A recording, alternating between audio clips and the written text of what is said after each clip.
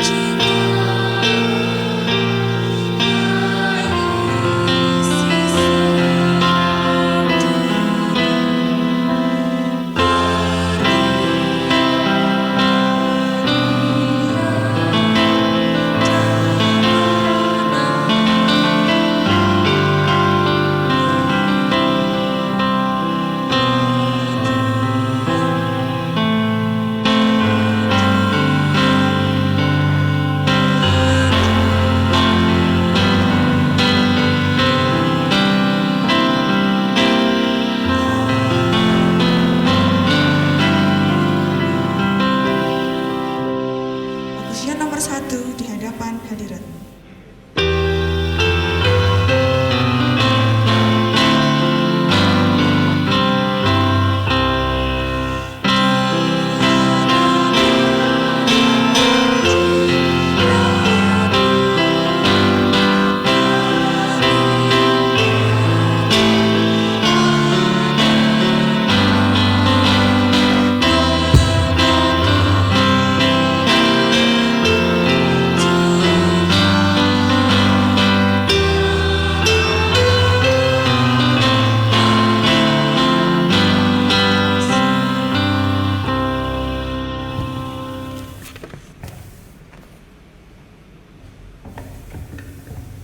Mari kita satu di dalam doa. Bapa di sorga, terima kasih atas penyertaan-Mu sepanjang tidur malam kami, hingga pada pagi hari ini kami boleh bangun dengan tubuh yang sehat. Dan terima kasih karena Engkau telah pimpin kami dari perjalanan dari rumah kami masing-masing, hingga tiba di tempat ini dengan keadaan selamat. Saat ini kami akan memulai ibadah khotbah ini, kiranya Engkau pimpin ibadah ini dari awal, pertengahan, hingga pada akhirnya. Dan juga berkati untuk seluruh saudara-saudara kami yang kiranya masih dalam perjalanan, Engkau tibakan di tempat ini dengan keadaan selamat. Inilah doa permohonan kami, hanya di dalam nama Tuhan Yesus Kristus kami berdoa. Amin.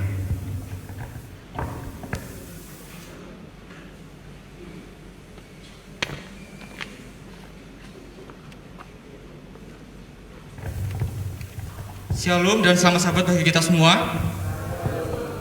Puji syukur kehadirat Tuhan Yesus Kristus, kita pada sahabat hari ini dapat berkumpul bersama untuk memuji dan memuliakan namanya dan mengucap syukur atas berkat-berkat yang sudah diberikan kepada kita. Baik, untuk membuka perbaktian khotbah kita, mari kita membuka lagu sion kita di dalam lagu sion nomor 319.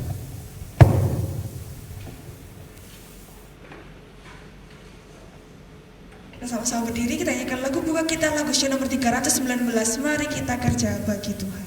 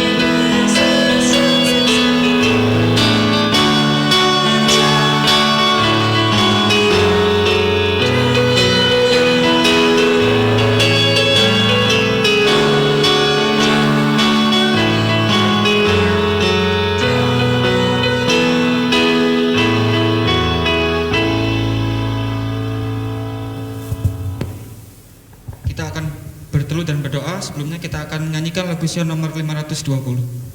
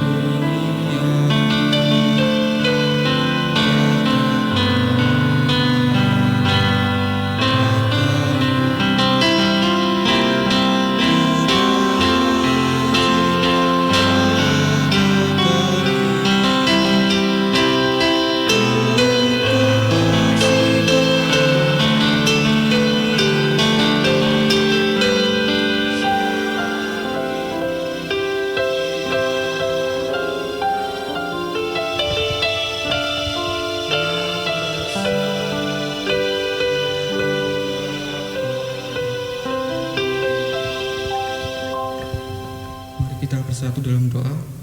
Bapa kami yang bertata dalam kerajaan surga, terima kasih atas segala berkat dan penyertaan-Mu sepanjang 6 hari yang sudah kami lewati.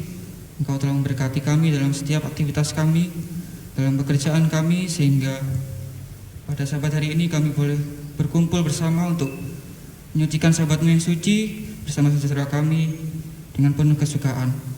Terlebih kami mohon ampun akan dosa dan pelanggaran kami ya Bapa yang telah kami lakukan. Biarlah pengampunan-Mu boleh melayakkan kami untuk datang padamu pada saat ini. Pada hari ini kami berdoa bagi perbaktian Sabat hari ini, kiranya Engkau berkati, Engkau sertai agar perbaktian ini dapat berjalan sesuai dengan kehendak-Mu, dan perbaktian ini boleh menjadi kemuliaan bagi nama-Mu saja ya Bapa. Kami juga berdoa bagi saudara-saudara kami yang belum sempat hadir, yang mungkin memiliki pergumulan ya Bapa.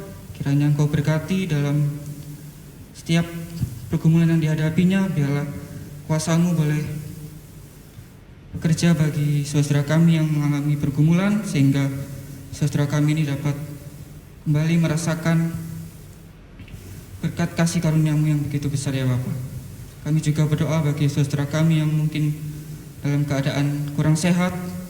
Kiranya Engkau pulihkan dengan jamahan-Mu. Biarlah mereka memperoleh kesehatan kembali dan dapat berbakti bersama-sama dengan kami di sini untuk memuji dan memuliakan nama-Mu ya Bapa. Kami juga berdoa untuk jemaat Jember ya Tuhan, dari anak-anak, orang muda dan tua-tua jemaat yang ada di jemaat Jember ini. Kiranya Engkau berkati agar kami dapat bersatu dalam keadaan apapun ya Bapa, memajukan pekerjaan-Mu sehingga nama-Mu lah yang ditinggikan dan dimuliakan. Kami juga berdoa untuk bangsa dan negara kami yang pada saat ini sedang dilanda dengan teror ya Bapa. Kiranya Engkau berkati agar pengamanan yang terjadi, yang ada di negara ini boleh kembali ditingkatkan, sehingga dalam berbangsa dan bernegara boleh aman, saling menjaga antar umat beragama ya Bapak. Kami juga berdoa untuk pandemi yang sedang terjadi sampai saat ini ya Bapak.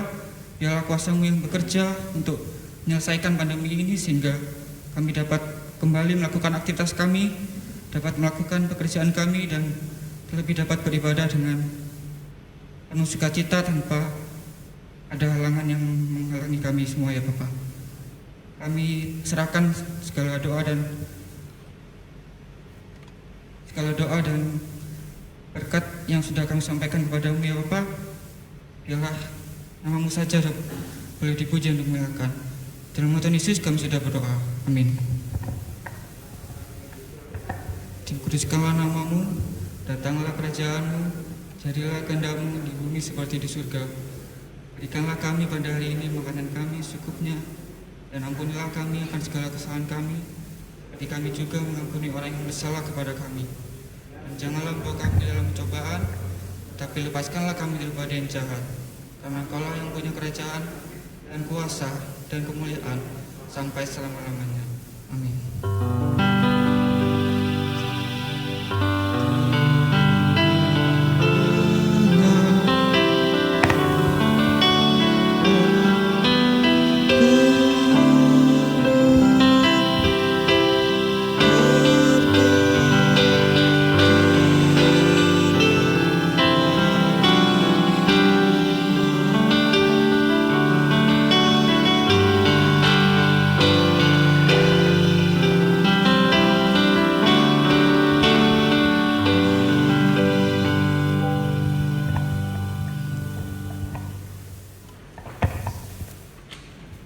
Sebelum kita mengumpulkan persembahan, saya akan bacakan bacaan persembahan pada sahabat hari ini yang berjudul Ketika Yudas Menolak untuk Menempatkan Tuhan yang Terutama.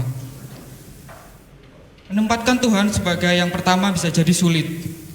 Apa yang bisa kita pelajari dari Yudas yang menolak menempatkan Tuhan yang terutama? Murid-murid lain percaya bahwa Yudas adalah murid yang sempurna. Dia cerdas dan sangat kompeten. Dia juga percaya bahwa Yesus adalah Mesias yang dijanjikan. Namun Yudas ingin mengikuti Yesus agar dia mendapatkan posisi yang tinggi di kerajaan Tuhan. Ellen White mengingatkan kita bahwa juru selamat membaca hati Yudas. Ia tahu betapa dalamnya kejahatan yang jika tidak dilepaskan oleh kemurahan Allah, Yudas akan tenggelam.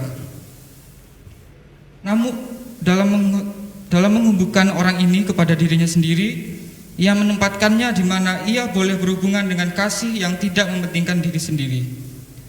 Jika ia mau membuka hati kepada Kristus, kemurahan ilahi akan membuangkan hati yang mementingkan diri sendiri, dan Yudas akan menjadi warga kerajaan Allah.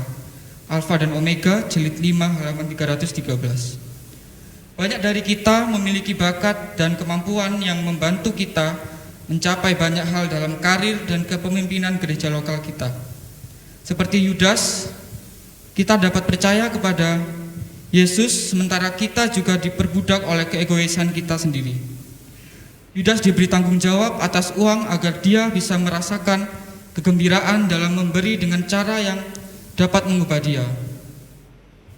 Menempatkan Tuhan sebagai yang utama dalam persepuluhan dan perjanjian kita adalah bukti yang nyata bahwa Yesus juga sedang mengubah hati kita. Seperti Yudas, kita juga tergoda untuk mengikuti Yesus agar kita bisa mendapatkan rumah mewah di surga. Namun Alkitab tidak mendorong siapapun untuk menginginkan surga hanya karena kekayaan. Ketika Yudas meminta untuk menjadi muridnya, Yesus hanya menjawab, serigala mempunyai ilang dan burung mempunyai sarang, tetapi anak manusia tidak mempunyai tempat untuk meletakkan kepalanya. Terdapat dalam Matius 8 ayat 19 dan 20. Ketika Yesus menyangkal Yesus dan akhirnya bunuh diri, keegoisan akhirnya memenangkan perang dalam hatinya. Uang menjadi tidak berharga lagi, sehingga 30 keping perak itu telah menjadi kutukan dan pengingat akan kesalahannya. Tuhan mengundang Anda dan saya untuk mengutamakan kerajaannya dalam segala hal yang kita lakukan. Uang adalah berkat dari Tuhan hanya jika kita mengizinkan Yesus mengalahkan keegoisan di dalam hati kita. Yudas menolak untuk menempatkan Tuhan yang terutama. Konsekuensinya sangat buruk bagi dia dan orang-orang di sekitarnya. Kasih Tuhan memaksa kita untuk mengutamakan kerajaannya, dan kesalahan Yudas menjadi peringatan bagi kita saat ini. Sementara dia akan mengumpulkan persepuluhan dan persembahan, kita ditantang untuk menempatkan Tuhan yang terutama. Doa. Bapa Surgawi, kami menyembah-Mu pagi ini dengan persepuluhan dan persembahan kami. Kami berdoa untuk keberanian agar menempatkan Engkau yang terutama dalam hidup kami. Di dalam nama Yesus, amin. Dengan hati penuh ucapan syukur, lagu syiar nomor 260, bawa persembahanmu.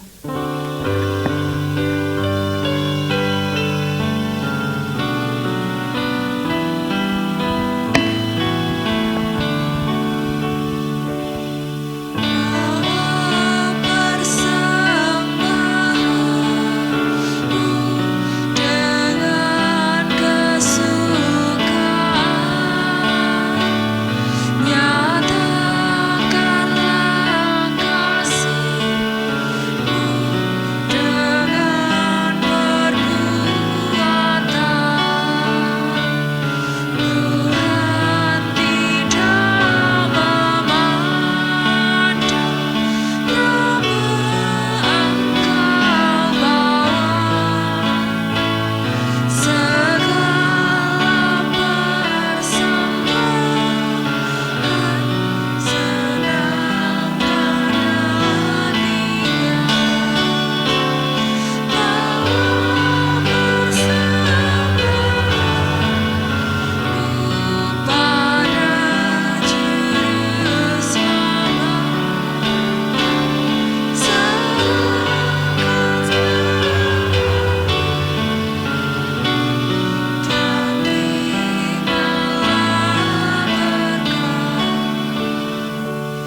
Syah nomor 21, Padamu Allah Kupuji.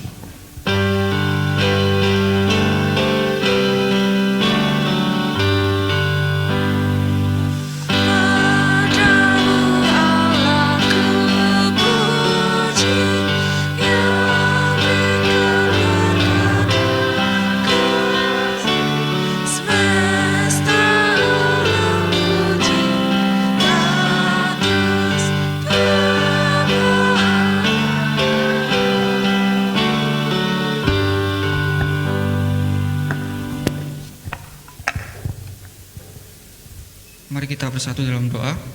Bapa kami yang di surga, terima kasih atas segala berkat dan penyertaan-Mu yang sudah Engkau berikan kepada kami, baik berkat jasmani maupun rohani. Biarlah berkat-berkat yang sudah Engkau berikan boleh menjadikan kesukaan bagi kami masing-masing, dan boleh kami selalu memuji dan meninggikan nama-Mu ya Bapa. Pada sabat hari ini kami telah mengumpulkan sedikit dari persembahan yang sudah kami berikan. Biarlah persembahan ini boleh menjadi berkat bagi saudara-saudara kami yang membutuhkan, dan terlebih boleh menjadi berkat bagi pekerjaan-Mu ya Bapa. Berkati dan sertai perbaktian kita pada siang hari ini, supaya dapat berjalan sesuai dengan kehendak-Mu saja, dan nama-Mu boleh ditinggikan dan dimuliakan. Mohon ampun akan segala dosa dan pelanggaran kami. Dalam nama Tuhan Yesus kami sudah berdoa. Amin.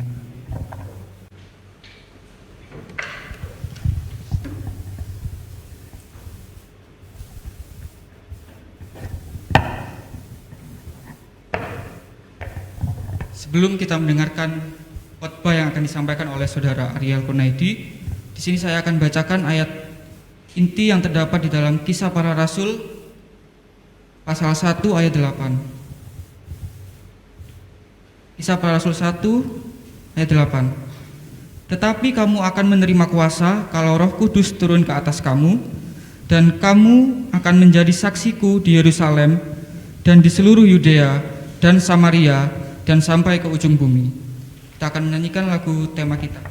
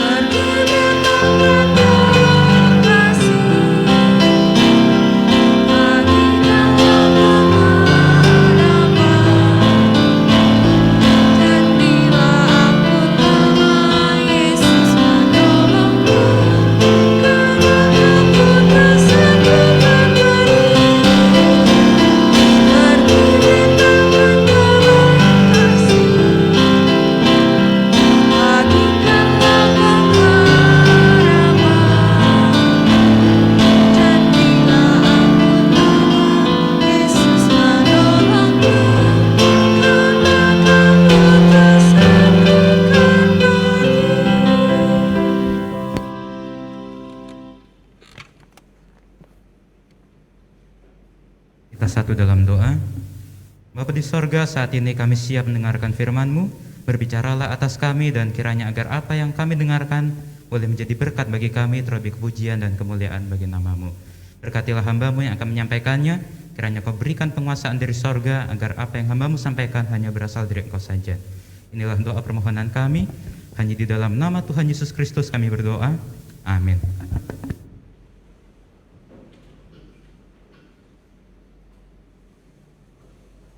Baik, shalom dan selamat Sabat. Happy Sabat. Sugeng Sabat. Baik, puji Tuhan. Pada hari Sabat ini kita boleh berkumpul kembali di tempat ini untuk berbakti, memuji serta memuliakan nama Tuhan. Dan selamat Sabat juga saya ucapkan kepada semua umat-umat Tuhan yang bergabung melalui online.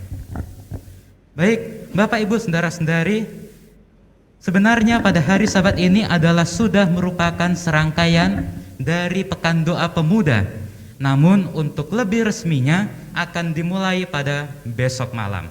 Dan pada hari Sabat ini judul firman Tuhan adalah Tuhan, aku akan pergi, berikan aku kuasa. Jam di belakang sana sudah menunjukkan jam 11:20. Dan pada umumnya gereja-gereja Advent menjadikan jam 12 itu sebagai batas terakhir pintu kasihan tertutup. Kalau lebih dari jam 12 kita sudah mulai gelisah karena khotbah yang terlalu panjang. Namun bukankah lebih baik saudara kita 1 hari di rumah Tuhan, 1000 hari di rumah Tuhan daripada 1000 hari di perantauan. Dan kita yakin bahwa hari Sabat itu bukan hanya sampai jam 12, bukan? Hari Sabat akan berakhir sampai nanti sore. Baik, saudara izinkan saya untuk pada hari Sabat ini berkhotbah berpindah dari satu sisi ke sisi yang lain supaya kita tidak bosan. Karena pada umumnya kalau pengkhotbah itu hanya terpaku di mimbar, itu akan membuat mata lelah dan itu akan menyebabkan kita mudah mengantuk. Untuk itu saya lebih suka untuk berpindah dari satu sisi ke sisi yang lain agar mata kita tidak lelah. Baik, kita sama-sama baca kembali ayat inti kita. Kisah Para Rasul pasal 1 ayat yang ke-8. 3, 2, 1.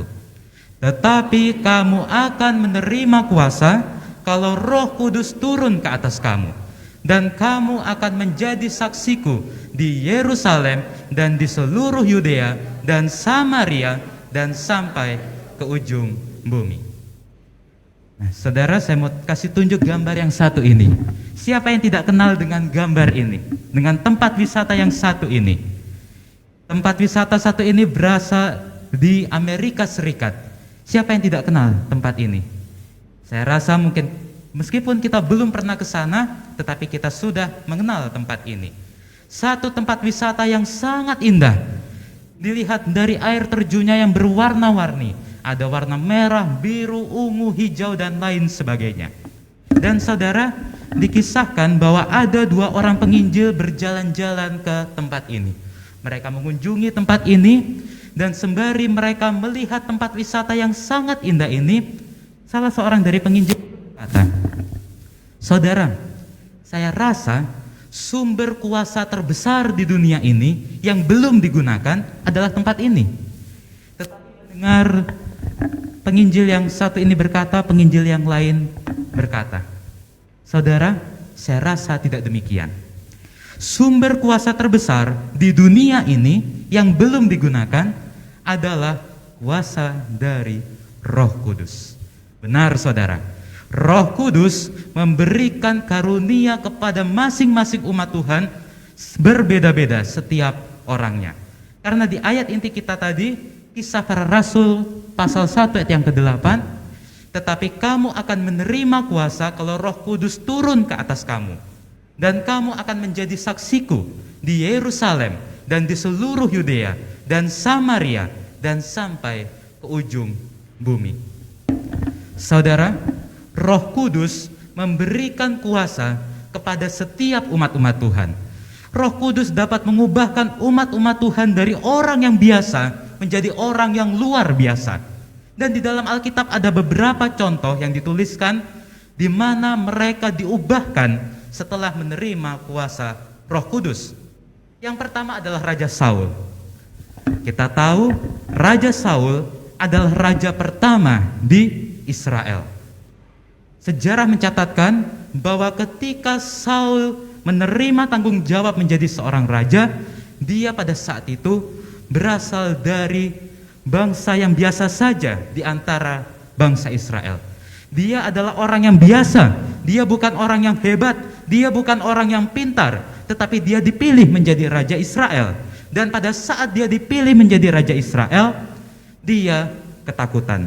Dia tidak sanggup menghadapi satu tantangan, satu tanggung jawab yang besar menjadi raja Israel, sehingga dia harus bersembunyi. Tetapi walaupun demikian, Nabi Samuel tetap mengurapi Saul menjadi raja. Dan apa yang terjadi selanjutnya? Kitab Samuel pasal 11 ayat yang ke-6 mengatakan, minta tolong saudara Yosef untuk membacakannya. 1 Samuel pasal 11 ayat yang ke-6. Pakai mic, Saudara Yosef. Ketika Saul mendengar kabar itu, maka berkuasalah roh Allah atas dia, dan menyala-nyalalah amarahnya dengan sangat. Baik, di sini dikatakan, maka berkuasalah roh Allah atas dia, dan menyala-nyalalah amarahnya dengan sangat. Artinya apa? Artinya Saul menjadi seseorang yang pemberani. Dia berubah setelah roh Tuhan berkuasa atas dia. Dia yang tadinya adalah seorang yang penakut, seorang yang tidak berani, akhirnya dia menjadi seorang yang pemberani. Dia berani menghadapi tantangan-tantangan yang dia akan hadapi. Dia berani menghadapi segala situasi ketika menjadi seorang raja. Tidak hanya itu, contoh yang kedua adalah Simson. Siapa yang tidak kenal dengan Simson?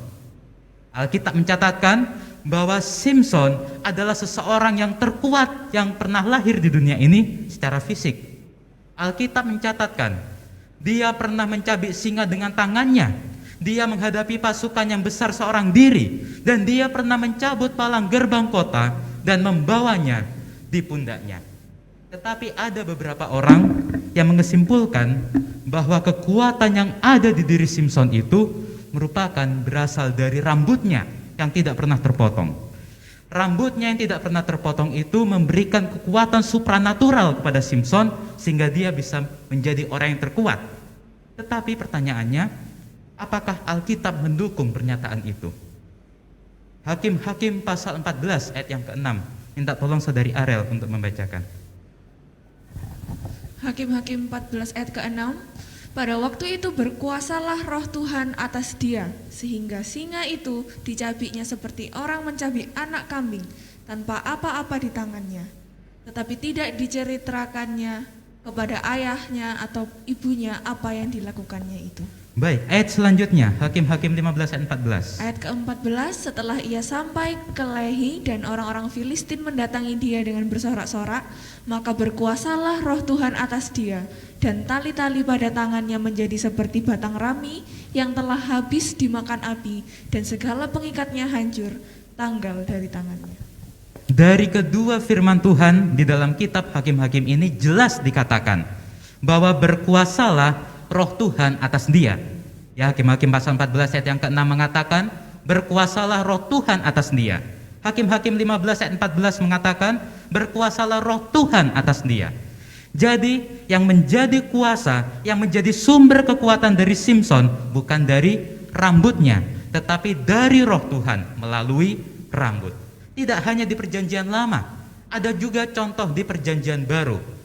Seorang rasul Tuhan, Petrus, ketika Tuhan memanggilnya, pada saat itu Petrus adalah seorang nelayan. Dia seorang yang biasa, tetapi dia mengikut Tuhan selama kurang lebih 3,5 tahun. Dan pada saat dia sudah mengikut Tuhan sepanjang kurang lebih 3,5 tahun, pada saat Tuhan ditangkap, pada saat Tuhan diadili, dia bukannya membela gurunya itu, tetapi dia menyangkalnya. Bukan hanya sekali, bukan hanya 2 kali, tetapi 3 kali. Namun setelah itu Petrus bertobat dan Yesus mengampuni serta memulihkannya seutuhnya. Dan kita tahu selanjutnya setelah Petrus bertobat, dia menerima kuasa roh Tuhan. Dia tidak takut lagi terhadap imam-imam, dia tidak takut lagi terhadap orang-orang Yahudi, dia tidak takut lagi terhadap orang banyak. Dia berani mengabarkan kabar keselamatan kepada orang banyak karena kuasa Roh Kudus. Bahkan ketika hari Pentakosta, kita semua tahu ceritanya, pada saat itu ketika rasul-rasul Tuhan berdoa memohon dengan sungguh-sungguh akan kuasa Roh Kudus, maka mereka dikaruniai kuasa Roh Kudus dan mereka bisa mengabarkan kabar keselamatan, dan banyak orang yang terpanggil menjadi pengikut-pengikut Tuhan. Saudaraku, siapa yang dapat menyangka bahwa rasul-rasul Tuhan, walaupun mereka berasal dari orang yang sederhana, mereka bukan orang yang hebat, mereka bukan orang yang pintar, tetapi mereka dapat menjangkau banyak hati di orang-orang di seluruh dunia ini. Seseorang mengatakan, pada zaman rasul-rasul, kemenangan dari salib berlanjut. para penentang menghilang, kuil kekafiran kosong, dan ribuan orang ditobatkan. Tanpa uang, orang-orang Kristen mengalahkan kumpulan orang kaya di sekitar mereka. Tanpa pendidikan yang layak, mereka membuat para rabi tercengang. Tanpa kekuatan politik dan sosial, mereka lebih kuat dari Sanhedrin. Tanpa imam-imam, mereka dapat menentang para imam dan bait mereka. Dan tanpa tentara, mereka lebih kuat daripada pasukan Roma. Akhirnya, mereka pun mampu menanamkan kabar salib di kerajaan Roma. Saudaraku, ketika kuasa Roh Kudus hadir di dalam gereja, turun berkuasa atas gereja, hal yang besar akan terjadi. Mari kita introspeksi diri. Apakah kita sudah memohon kuasa Roh Kudus dengan sungguh-sungguh? Apakah kita sudah memohon kuasa Roh Kudus untuk hadir di gereja Jember ini?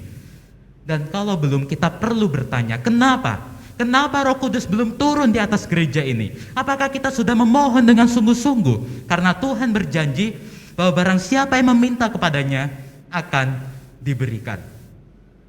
Mari kita melihat kutipan yang penuh kuasa dari buku Kerinduan Segala Zaman, jilid 1, halaman 250. Mungkin Saudara Yosef bisa membacakan. Ia yang lebih mengasihi Kristus akan melakukan perbuatan baik yang terbesar. Tidak ada batas pada kegunaan seorang yang mengesampingkan dirinya sendiri, menyediakan tempat bagi pekerjaan Roh Kudus di dalam hatinya, dan menghidupkan suatu kehidupan yang sepenuhnya berserah kepada Allah. Baik, terima kasih. Saudaraku, kebutuhan terbesar kita saat ini sebagai umat-umat Tuhan di akhir zaman ini adalah kuasa Roh Kudus. Kita harus memohon kuasa Roh Kudus hadir di dalam gereja. Kita harus memohon kuasa Roh Kudus untuk turun di setiap umat-umat Tuhan, di orang-orang muda, anak-anak, orang dewasa, majelis, pendeta. Kita harus memohon kuasa Roh Kudus supaya turun di atas diri kita masing-masing. Saudaraku, ada sebuah cerita tentang seorang muda yang bernama Evan Roberts. Evan Roberts ini berusia sekitar 26 tahun. Apa yang dia lakukan? Di sepanjang 13 tahun terakhir, ini diceritakan tahun 2007 sekitar. Di sepanjang 13 tahun terakhir dari 2007, Evan Roberts, dia berdoa selalu. Sepanjang malam, sepanjang hari, dia berdoa memohon kuasa Roh Kudus untuk hadir di dalam dirinya. Dia berdoa supaya hatinya diubahkan, supaya hatinya hanya tertuju kepada Allah, supaya hatinya hanya tertuju kepada pekerjaan-pekerjaan Tuhan. Dia sangat memohon supaya kebangunan rohani itu terjadi di provinsinya, yaitu di provinsi Wales di negara Inggris. Dan singkat cerita, Evan Roberts mengajak teman-temannya yang tidak banyak jumlahnya untuk mereka berdoa bersama-sama. Mereka sepanjang malam berdoa, memohon kuasa Roh Kudus. Dan akhirnya mereka mengadakan satu kegiatan kebangunan rohani di satu kampung kecil di provinsi Wales. Dan akhir dari acara itu, akhir dari sebuah KKR itu, ada sebanyak 16 jiwa ditobatkan. Puji Tuhan, ada sekitar 16 jiwa ditobatkan. Dan mereka, Evan Roberts bersama dengan teman-temannya dan bersama dengan jiwa-jiwa yang baru ditobatkan itu, mereka kembali berdoa. Dan puji Tuhan, dalam waktu sekitar 9 bulan, ada sekitar 100.000 jiwa ditobatkan di provinsi Wales. Hanya melalui Evan Roberts, seorang muda dan beserta dengan teman-temannya yang tidak banyak jumlahnya, mereka bisa mengubahkan satu provinsi Wales. Mereka bisa mengubahkan provinsi Wales menjadi kota yang dikaruniai oleh Allah. Kejahatan di provinsi itu berkurang dan banyak orang menjadi berubah oleh karena karunia dari Allah. Bagaimana dengan kita? Apakah kita, jemaat Jember, dengan anggota yang sedikit, dengan orang muda yang sedikit, bisa menjadi seperti Evan Roberts dan teman-temannya? Kisah Para Rasul pasal 1 ayat yang ke-8 mengatakan, tetapi kamu akan menerima kuasa kalau Roh Kudus turun ke atas kamu, dan kamu akan menjadi saksiku di Yerusalem dan di seluruh Yudea dan Samaria dan sampai ke ujung bumi. Ini bisa kita aplikasikan bagi kita saat ini. Tetapi kita akan menerima kuasa kalau Roh Kudus turun ke atas kita, dan kita akan bisa menjadi saksi Tuhan di kota Jember dan di provinsi Jawa Timur, di negara Indonesia, bahkan sampai ke ujung bumi. Tidak terasa kita sudah sampai kesimpulan. Kesimpulan dari firman Tuhan pada siang hari ini. Kuasa Roh Kudus dapat merubah orang yang biasa menjadi alat yang efektif untuk memenuhi misi Kristus. Kuasa Roh Kudus dapat merubah orang yang biasa, bukan orang yang sudah luar biasa, untuk menjadi alat yang efektif untuk memenuhi misi Kristus. Kuasa Roh Kudus dapat mengubahkan kita, anggota jemaat Jember yang biasa ini, menjadi alat yang efektif untuk memenuhi misi Kristus. Kiranya melalui firman Tuhan pada siang hari ini, kita dapat mengambil keputusan, kita dapat mengambil satu komitmen di dalam diri kita. Tuhan, aku akan pergi, berikan aku kuasa. Dan kiranya melalui sepanjang pekan doa pemuda yang akan dimulai pada besok malam dengan tema I will go, kita dapat mengambil pelajaran firman Tuhan. Dengan pekabaran-pekabaran firman Tuhan yang akan disampaikan oleh hamba-hamba Tuhan ini, kita dapat mengambil kesimpulan bahwa kita diingatkan, kita mempunyai satu tanggung jawab yang besar, satu tanggung jawab yang mulia yang telah diberikan oleh Tuhan untuk mengabarkan misi Kristus. Dan kita kiranya melalui firman Tuhan pada siang hari ini, ketika kita keluar dari ruangan ini, kita pulang ke rumah kita masing-masing, kita mengatakan di dalam diri kita masing-masing, Tuhan, aku akan pergi, berikan aku kuasa. Dan Tuhan akan mengubahkan kita menjadi alat-alat Tuhan yang efektif untuk menjalankan pekerjaan Tuhan yang telah Tuhan tugaskan. Inilah firman Tuhan yang sangat singkat ini, kiranya dapat menjadi pengingat bagi kita untuk kita mengatakan, aku akan pergi. Tuhan Yesus memberkati.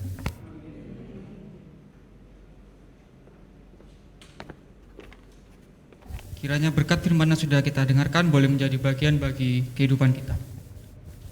Untuk menutup perbaktian kita pada sabat hari ini, mari kita bangkit berdiri, membuka lagu Sion kita dalam lagu Sion nomor 311. Karena Ia telah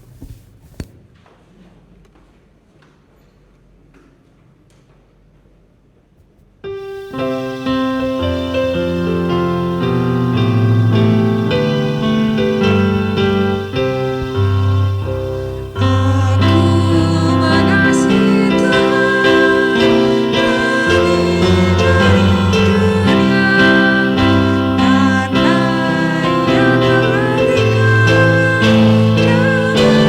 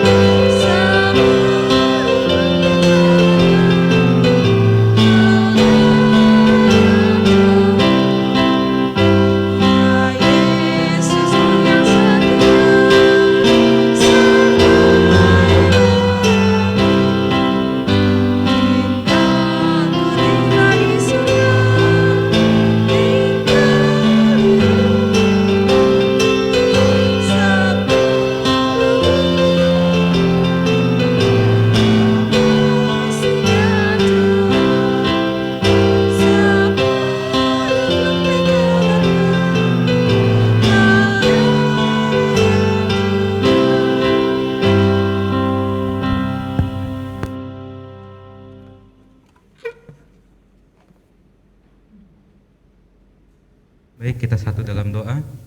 Bapa di sorga, pada saat ini kami sudah menyelesaikan akan ibadah kami di jam khotbah ini.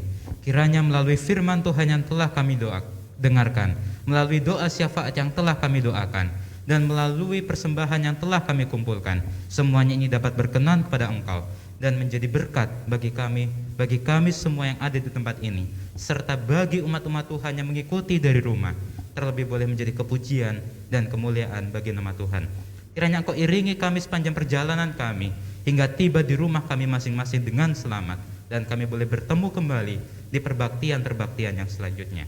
Inilah doa permohonan kami yang jauh daripada sempurna, namun kami serahkan di dalam nama Tuhan kami Yesus Kristus, penebus dan juru selamat kami.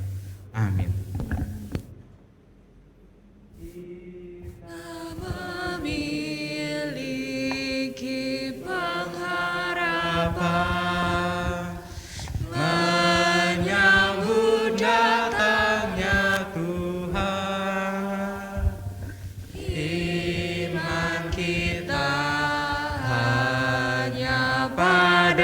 Kristus dalam sabdanya yang kudus.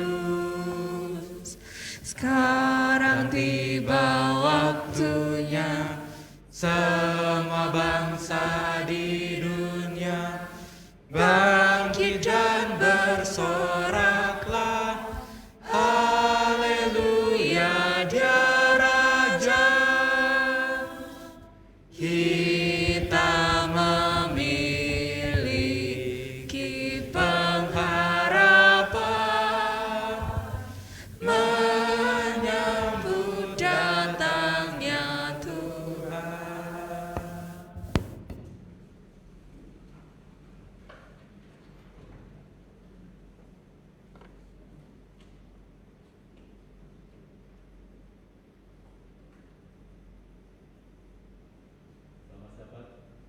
Selamat sahabat Bapak Ibu sekalian, seluruh